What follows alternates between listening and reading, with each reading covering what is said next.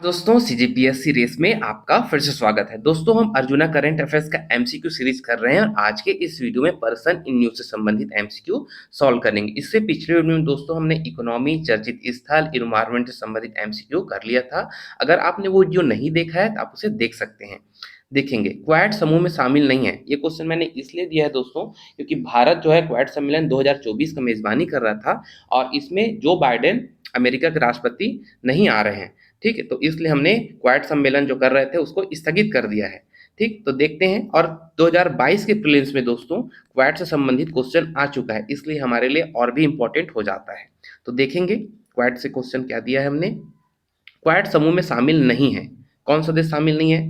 Quad को हमने क्यों बनाया है? चाइना को काउंटर करने के लिए बनाया है। तो चाइना को क्यों शामिल करेंगे आप? तो चाइना इसमें शामिल नहीं है। तो कौन कौन से देश शामिल है देख लेते हैं। भारत, अमेरिका, जापान और ऑस्ट्रेलिया, ये 4 देश इसमें शामिल है। इसका फुल फॉर्म देख लेते हैं। क्वाड्रिलेटरल सिक्योरिटी डायलॉग इसका फुल फॉर्म है।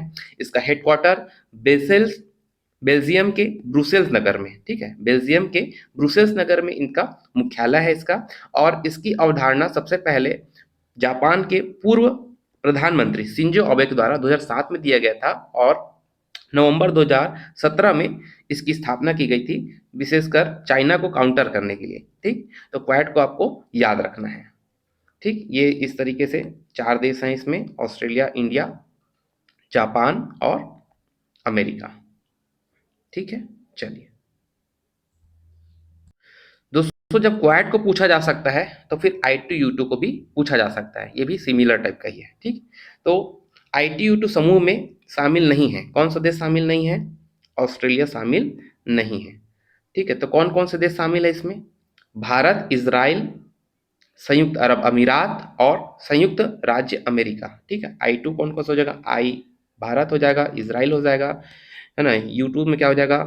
संयुक्त अरब अमीरात और यूएसए, है ना। तो ये I2U2 आपको याद रखना है। ठीक, तो इसे कैसे स्थापित किया था हमने? अक्टूबर 2021 में अब्राहम एकॉर्ड, है ना, अब्राहम समझौते के तहत इसको समुद्री सुरक्षा, आधारभूत संरचना, परिवहन संबंधित मुद्दों को संबोधित करने के लिए गठित किया गया था। ठीक है, भारत के गणतंत्र दिवस समारोह 2024 में मुख्य अतिथि होंगे। हमने जो बाइडेन को बुलाया था वो नहीं आ रहे हैं, तो इसकी जगह हमने फिर फ्रांस के राष्ट्रपति इमैनुअल मैक्रो को बुलाया है। ठीक, तो इसको याद रखेंगे। भारत के गणतंत्र दिवस समारोह में इमैनुअल मैक्रो मुख्य अतिथि होंगे। विश्व बैंक के अध्यक्ष, विश्व बैंक के अध्यक्ष कौन है? ये लेबर इंस्पेक्टर क्वेश्चन आ चुका है दोस्तों। अजय बंगा जो है वो विश्व बैंक के अध्यक्ष हैं। विश्व बैंक के बारे में कुछ बताता हूँ आपको। देखिए, इसका हेडक्वार्टर जो है वो आपका वॉशिंगटन डीसी में है। ठीक है, वॉशिंगटन डीसी में है। ठीक, और इसे ब्रेडेन वुड्स की जुड़वा बहनें भी कहा जाता है। किसे? IMF and world bank. ठीक है, इसको क्या बोलते हैं हम लोग? ब्रेडेन वुड्स की जुड़वा बहनें कहा जाता है। ठीक है, इसको याद रखिएगा। ठीक, तो हमने विश्व बैंक के अध्यक्ष देख लिया, अजय बंगा जी को अपॉइंट किया गया। अर्थशास्त्र का नोबेल प्राइज 2023 किसे प्राप्त हुआ है? क्लाउडिया गोल्डिन को अर्थशास्त्र का नोबेल प्राइज प्राप्त हुआ। देखिए, गोल्ड महंगा रहता है तो गोल्ड से इसको याद रखिएगा कि अर्थशास्त्र का नोबेल प्राइज क्लाउडिया गोल्डिन को प्राप्त हुआ है। भारतीय निर्वाचन आयोग द्वारा मतदाता जागरूकता व शिक्षा कार्यक्रम हेतु नेशनल आइकॉन बनाया गया है। सचिन तेंदुलकर को भारतीय निर्वाचन आयोग द्वारा मतदाता जागरूकता व शिक्षा के लिए नेशनल आइकॉन बनाया गया है। राष्ट्रीय हरित प्राधिकरण नेशनल ग्रीन ट्रिब्यूनल के अध्यक्ष हैं प्रकाश श्रीवास्तव को एनजीटी का अध्यक्ष बनाया गया है। एनजीटी की स्थापना 2010 में की गई थी और पर्यावरण संबंधित कानून है उसको इन्फोर्स करना रहता है ना, लीगल एक्शन लेना रहता है। तो एनजीटी जो है उस पर काम करता है और ये क्या है? एक स्टैट्यूटरी बॉडी है। ठीक है, सांविधिक निकाय है, इसको याद रखेंगे। ठीक है, स्टैट्यूटरी बॉडी है ना।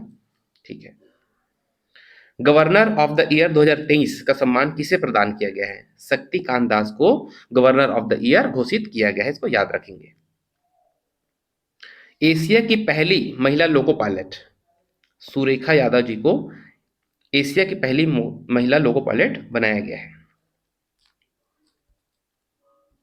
भारत के मुख्य सूचना आयुक्त हैं हीरालाल सामरिया जी को भारत के मुख्य सूचना आयुक्त CIC चीफ इंफॉर्मेशन कमिश्नर बनाया गया है। और इसकी अपॉइंटमेंट कैसे की जाती है?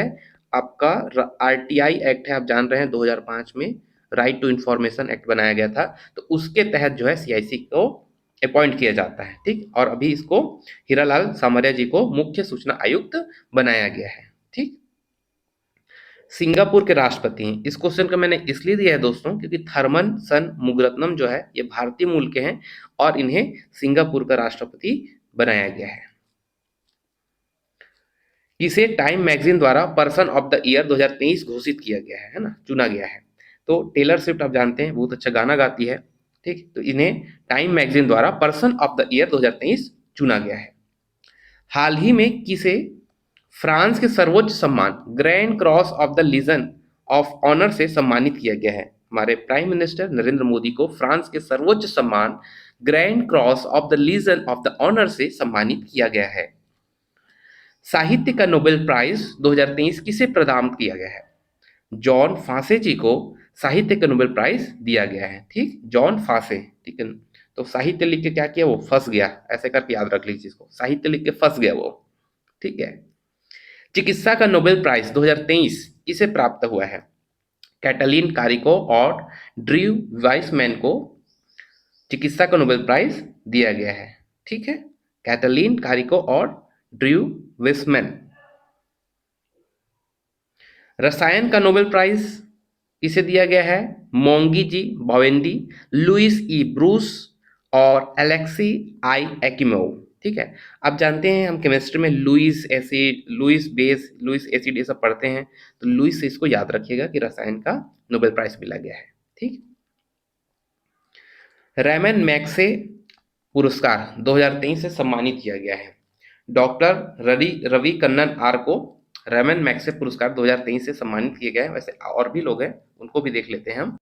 इसके अलावा कोरवी रक्षंद, यूजेरिनियो लोमोस, मरियम कोरोनल, ठीक है, इन्हें भी रैमन मैग्से पुरस्कार 2023 से सम्मानित किया गया है। मैंने इसको इंडियन जो है डॉक्टर रवि कन्नन आर जो है ये इंडियन है, इसलिए मैंने रवि कन्नन को ऑप्शन में दिया हुआ है, ठीक है। लेकिन इनको भी याद रखना है, कोरवी, यूजेनियो, मरियम कोरोनल, इनको भी साथ में रैमन मैग्से पुरस्कार 2023 से सम्मानित किया गया है, ठीक है।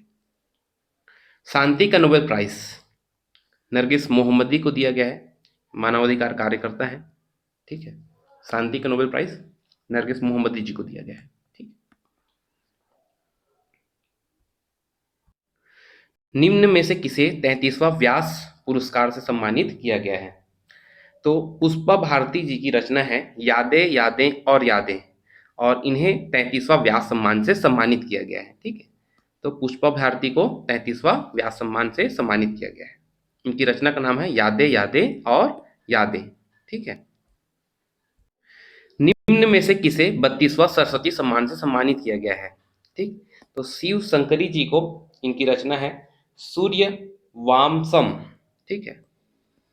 इनकी रचना है सूर्य वामसम, तो इनके लिए इनको सरस्वती पुरस्कार से सम्मानित किया गया है, ठीक। तो सरस्वती से शिव शंकरी को याद रखना है, ठीक। 32वां सरस्वती सम्मान, ठीक। 32वां सरस्वती सम्मान शिव शंकरी, ठीक।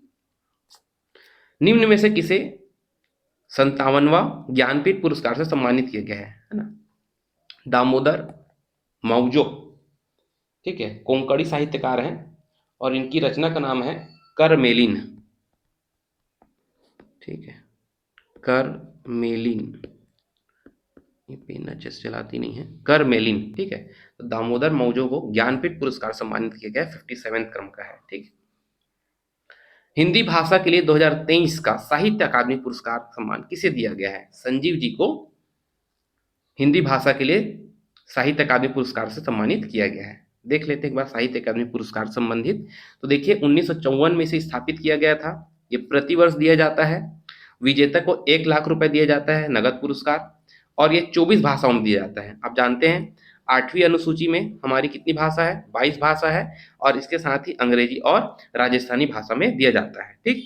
साहित्य अकादमी पुरस्कार जो है ज्ञानपीठ पुरस्कार के बाद भारत सरकार का दिया जाने वाला दूसरा सबसे बड़ा साहित्यिक सम्मान है, ठीक है।